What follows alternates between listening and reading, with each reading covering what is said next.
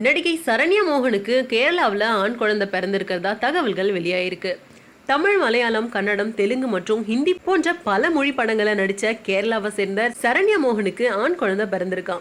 இவங்க நடிப்பு, நடனம், பாடகி அப்படின்னு பன்முக திறமை கொண்டிருந்தவங்க.